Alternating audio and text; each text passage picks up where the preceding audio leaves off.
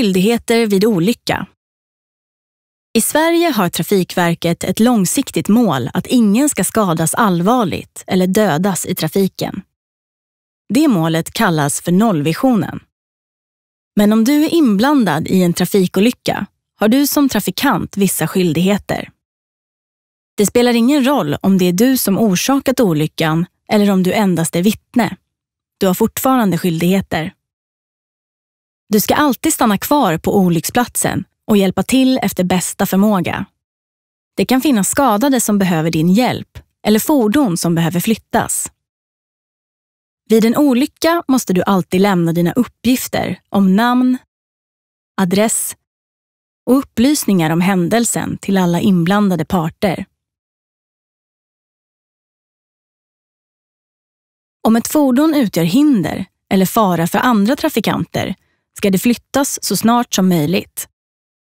Om någon skadats svårt eller omkommit i olyckan får du endast flytta fordonet ifall det utgör fara för annan trafik. Om någon har skadats eller omkommit ska du kontakta polisen 112 så snart som möjligt.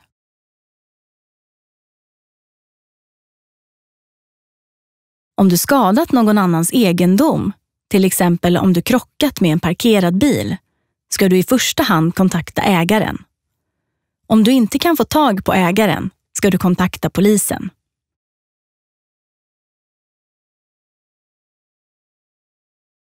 Har du kört på och skadat ett vägmärke eller annan trafikanordning ska du i första hand försöka återställa det. Går det inte att återställa vägmärket ska du märka ut platsen och kontakta polisen.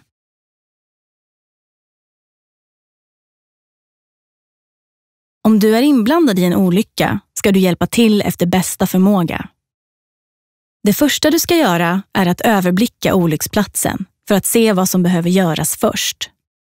Finns det någon som är allvarligt skadad och behöver akut hjälp? Finns det fordon som utgör hinder eller fara för annan trafik? Finns det risk för brand? Behöver polis eller ambulans kontaktas? Om det är risk för brand, slå av tändningen i inblandade fordon och flytta personer ur riskzonen. Om det brinner, försök att släcka branden. Använd en brandsläckare om det finns en tillgänglig. Om en eller flera personer är skadade och behöver akut hjälp ska du hjälpa dem omedelbart. Flytta de fordon som hindrar annan trafik om det är möjligt och tillåtet. Om det inte går att flytta de fordon som hindrar annan trafik ska du varna andra trafikanter med hjälp av varningstriangel och varningsblinkers.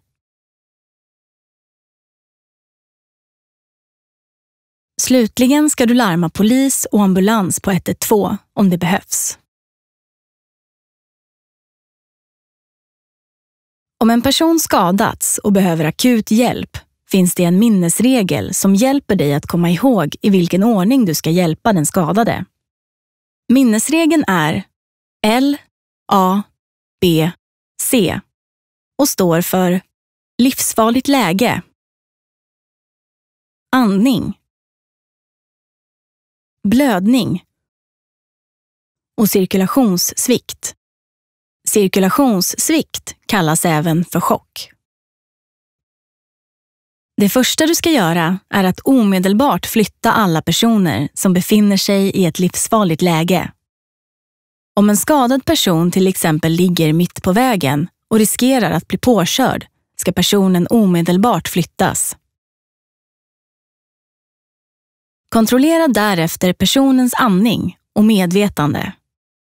Är personen medvetslös ska du börja med att öppna luftvägarna. Du öppnar luftvägarna genom att försiktigt lägga en hand på personens panna, 2 fingrar under hakan och sedan luta huvudet bakåt. Kontrollera personens andning genom att lyssna efter andetag och titta ifall bröstkorgen rör sig. Andas personen normalt ska du placera hen i stabilt sidoläge.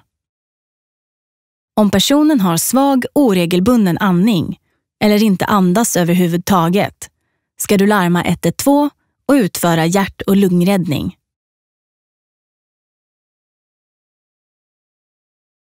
Vid kraftig blödning ska du försöka placera den skadade kroppsdelen så högt som möjligt. Lägg ett tryckförband på såret för att stoppa blödningen. Om du inte har något tryckförband till hands kan du använda 2 vanliga tygstycken. Ett som du lägger på såret och ett som du binder runt såret. Om den skadade förlorat mycket blod kan personen drabbas av cirkulationssvikt. Detta är ett livsfarligt tillstånd. Vanliga symptom för cirkulationssvikt är att personen är förvirrad, blek, kallsvettig, fryser och har snabb och svag puls. Ett vanligt symptom är också att personen känner sig törstig. Om den skadade drabbats av cirkulationssvikt ska du lägga personen i stabilt sidoläge med huvudet lågt och benen högt. Håll personen varm med hjälp av en filt eller liknande. Tala lugnande med personen och stoppa eventuella blödningar. Ge inte personen något att äta eller dricka.